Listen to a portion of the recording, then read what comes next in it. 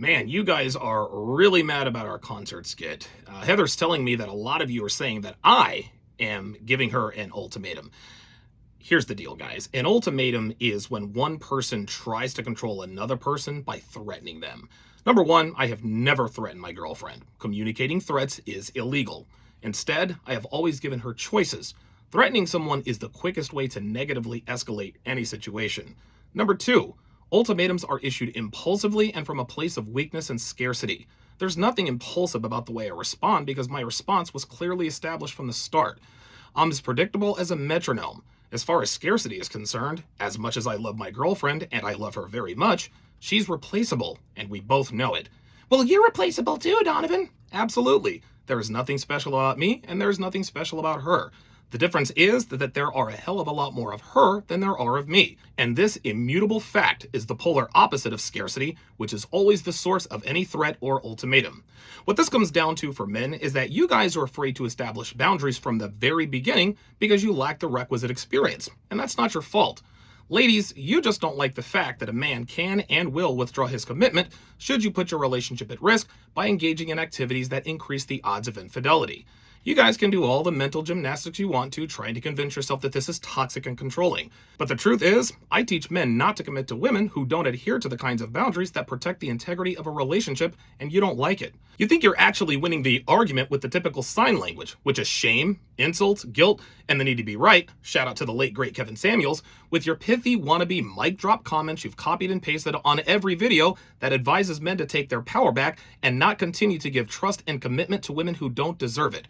And no, these aren't rules. I got news for you. Rules are for children and pets, not relationships. You see, rules are designed to protect those who are incapable of making sound, important decisions. Modern women can certainly be childlike, but they're certainly not pets.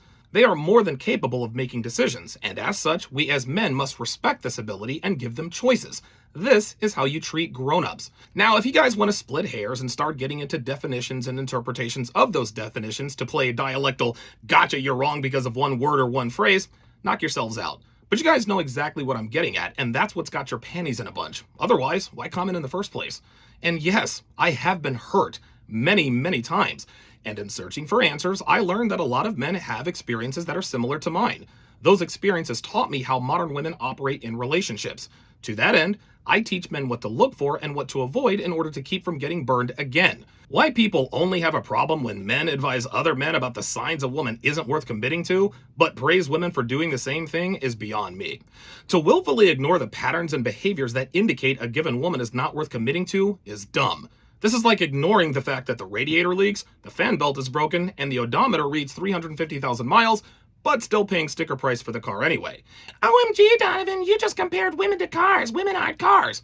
No, women aren't cars, but many accurate parallels can be drawn between them. The more miles a car has on it, the less it's worth on the automotive market. The more men a woman has slept with, the less she's worth on the dating market.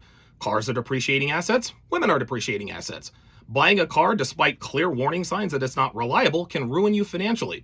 Committing to the wrong woman despite clear warning signs that she wouldn't make a good significant other can also ruin you financially. Now, before you guys get up in arms, no, this isn't to say that women are worthless. Far from it. A properly trained woman can add incredible value to a man's life so long as he brings value and understands how to handle modern women. But for a man to disregard his experiences, as well as comparable personal accounts from scores of other men, is foolhardy. Why would you not use the very knowledge you acquired through living life? And for the record, yes, men can also be compared to cars. But here's the difference. The cars we're compared to have 6- and 7-figure price tags. In other words, cars that appreciate in value if you maintain them properly. In the end, life is about choices. We make them every day. For now, my girlfriend chooses to comply with my boundaries as long as she feels it's worth it to her. The day she doesn't think it's worth it will be the day she leaves.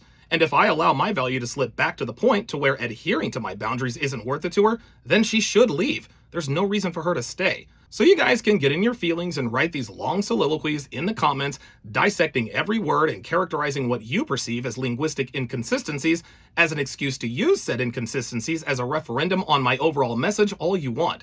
I'm out here waking men up and lifting the veil on the licentious behavior and tactics of modern women no matter how much you hate it.